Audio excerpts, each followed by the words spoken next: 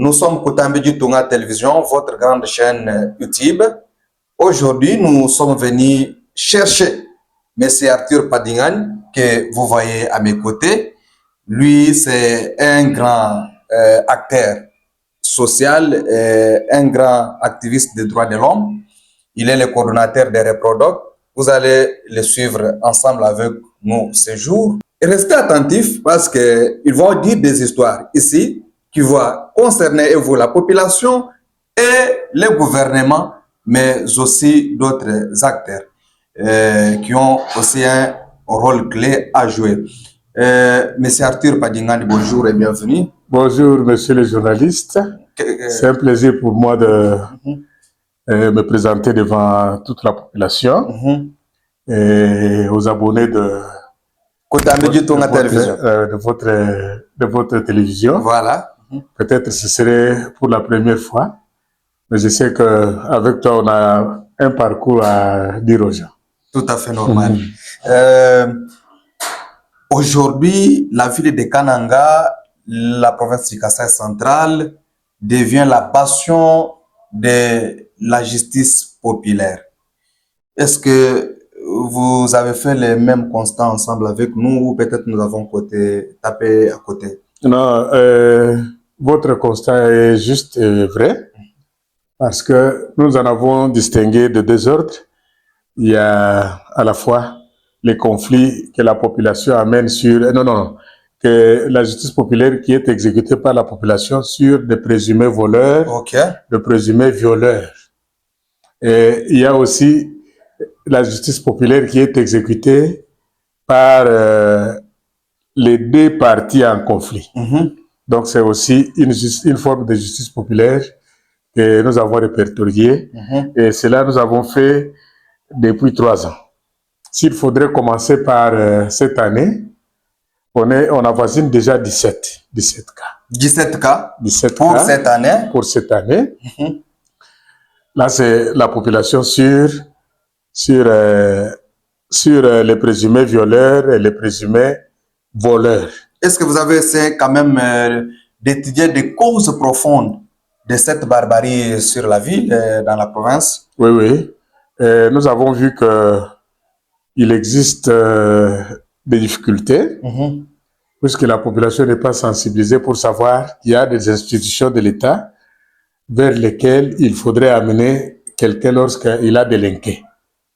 Mais c'est une chose. Une autre chose, c'est que si vous voyez la ville de Kananga, on n'a pas suffisamment de magistrats. Il y a des magistrats à Katoka, il y a des magistrats en ville ici, et à Lukonga, il n'y a pas de magistrats. Il n'y a pas de magistrats à Kananga, d'autres parties de plateau. Il n'y a pas de magistrats à Katoka plus profond là-bas, s'il faut aller à Tukombe. Il n'y a pas de magistrats. Il n'y a pas de magistrats à Ndesha. Et il y a seulement la police à Ndesha, il y a la police à Katoka. Donc cela fait que la population se trouve dans l'impossibilité d'amener ceux qui ont délinqué vers le magistrat. Lorsqu'ils amènent même vers la police, apparemment c'est comme si les attitudes aussi de la police les découragent. À telle enseigne que cela fait qu'ils puissent eux-mêmes s'exprimer de cette manière. Ça, c'est une chose. Une autre chose, nous avons compris que la population n'a plus confiance à cette justice qui existe. Pourquoi? Parce que, comment voulez-vous, il y a des institutions judiciaires sur la ville et la population s'évertue à commencer à donner la mort, à commencer à réserver des tortures ou des traitements cruels, inhumains et dégradants sur les hommes et sur les femmes sans passer par les institutions judiciaires. Ils n'ont pas alors la confiance en cette justice. C'est ce que je dis. Et là où il y a les problèmes de conflit, il y a aussi une sorte de méfiance de la population envers les institutions publiques établies. Donc, le gouvernement, par exemple. C'est ce que je dis. Comment voulez-vous, il y a deux personnes, puisque beaucoup de conflits au Kasaï central, c'est que c'est toujours lié à la succession du pouvoir coutumier. Lorsqu'il y a un dossier qui apparaît comme ça devant l'exécutif provincial, ils ne font pas diligence. Ils attendent que ça puisse éclater, comme ça, ils peuvent intervenir.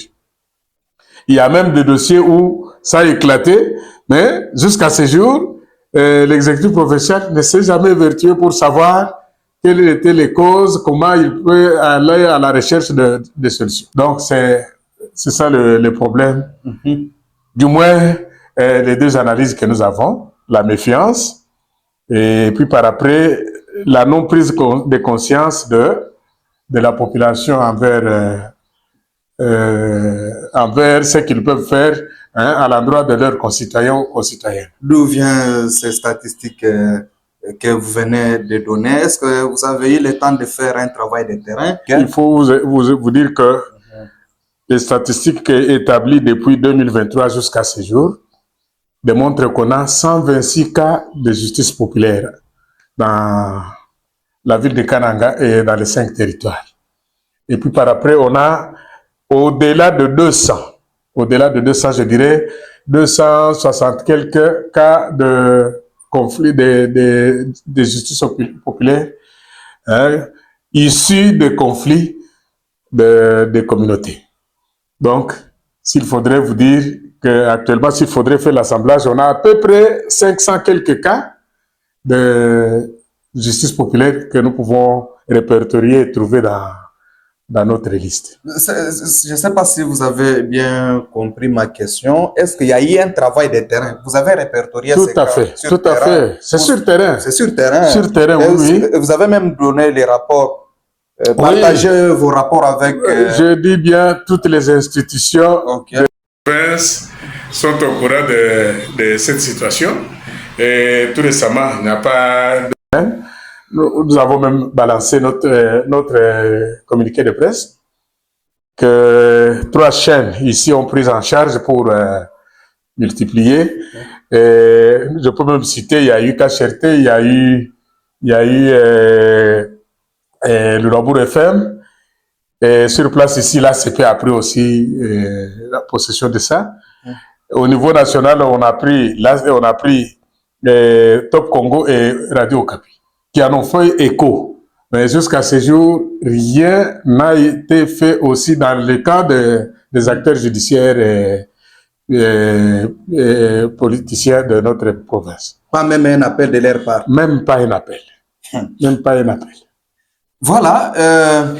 Je voudrais aborder avec vous une autre situation, c'est la situation de notre maison carcérale, la ville de Kananga. Là, je parle de la prison de la ville de Kananga.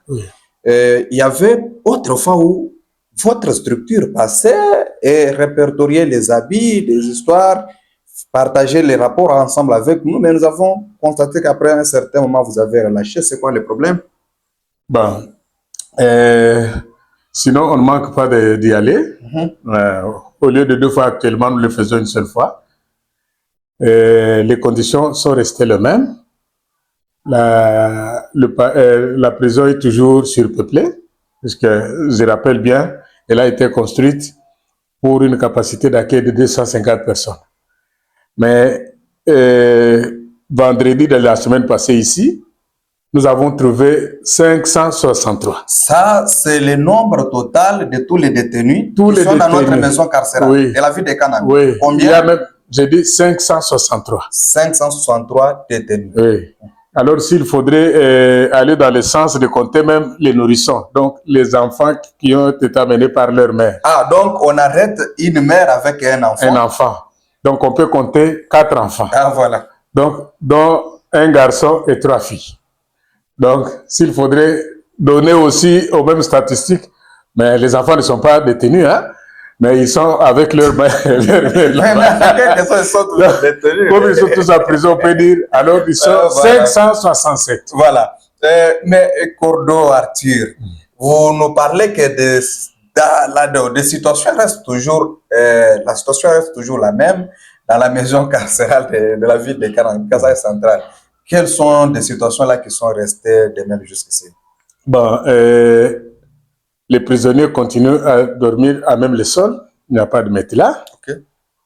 Il y a un nombre par surcroît de dossiers de prévenus, moins de condamnés. Donc, s'il faudrait parler de condamnés, c'est moins de 30. Moins de 30, alors que les prévenus, c'est le nombre qui reste. Et lorsqu'il faudrait encore voir, est-ce que les prisonniers mangent bien? C'est encore un problème. Encore un problème. Encore un problème. Parce qu'ils nous disent toujours qu'ils mangent les foufous à haricots. Une seule fois par jour. Une seule fois par jour. Et en dehors de ça, tous les prévenus nouveaux, lorsqu'ils arrivent en prison, ils deviennent des lavandiers. C'est-à-dire, ils débouchent les toilettes. Ah bon? Et c'est là, à leur gré, contre leur volonté. Donc, si vous ne payez pas autant d'argent, je ne sais pas à qui on paye cet argent-là, mais vous serez soumis au curage de fosse septique. Donc, c'est de cette manière-là. En ce qui concerne la prise en charge sanitaire. Oui, c'est aussi un problème, je voulais souligner ça. Et la dernière fois, nous étions à l'infirmerie. Apparemment, il n'y a pas de soins de santé primaire qu'on peut administrer directement à un prisonnier lorsqu'il y a... On donne des médicaments qu'il y a. Donc, vous souffrez de la malaria, on peut vous donner des produits qui guérissent la toux. Donc, c'est ça la difficulté. La maison carcérale chez nous a encore beaucoup de problèmes, voilà, pour lesquels il faudrait appeler notre exécutif provincial de voir aussi. Parce que ceux qui sont là, ils sont des humains au même titre que nous. Ils sont seulement privés de droit de monter et de descendre. Mais ils sont des humains. Ils sont congolais, kassaïens, comme nous autres, qui sommes en liberté. Nous vous rappelons qu'il s'appelle Arthur Adjengani. Il est acteur majeur ici de la société civile, un activiste des droits de l'homme.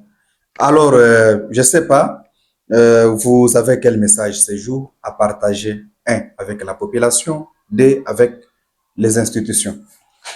Un, avec la population. Vous avez arrêté un voleur chez vous. Faciliter la police à être entendu sur PV pour charger celui qu'on a arrêté chez vous. Lorsqu'il est amené au parquet, faites tout aussi pour comparaître devant le parquet. Si le dossier est fixé, faites tout pour aller comparaître. Actuellement, il n'y a pas besoin d'avocat. Vous allez seulement au barreau, vous sollicitez un avocat au bureau de consultation gratuite. On peut vous donner un avocat qui peut vous accompagner. Même si vous ne voulez pas aller là-bas, vous venez à nos ONG ici. Nous avons des avocats qui travaillent avec nous. Ils peuvent encore t'accompagner s'il y a besoin d'avocats. Et ça, c'est d'une part. Voilà. Maintenant, aux institutions, je dis ceci. Il ne suffit pas d'arrêter. Il ne suffit pas d'arrêter, puisque la loi dit on peut condamner quelqu'un à la peine de prison, comme aussi on peut condamner quelqu'un au paiement d'amende. Donc, il faudrait qu'on fasse la part des choses lorsque il y a eu des infractions. On peut encore les évaluer et peser ce que nous pouvons faire, l'action que nous pouvons mener. Amener quelqu'un en prison pour des petits faits, en tout cas, ce n'est pas encore. Je dis des petits faits, par exemple, puisque moi, je n'ai jamais vu. Je peux vous étonner que je n'ai jamais vu des grands violeurs, des violeurs qui sont dans les institutions en prison. Je ne l'ai jamais vu. Je m'interdis de citer un ou deux noms de ceux qui ont violé sur la ville ici et qui sont connus, qui ne sont pas en prison. Mais ceux qui sont en prison, ce sont des présumés voleurs. Il a volé quoi? Peut-être rien. Une poule. Peut-être rien. Peut-être qu'il n'a pas volé grand-chose. Et que même si on l'arrêtait au parquet, là, on lui dit de restituer, il peut restituer. Voilà, Cordon, nous vous disons quand même. Merci, merci, monsieur le juge. Merci, Cordon.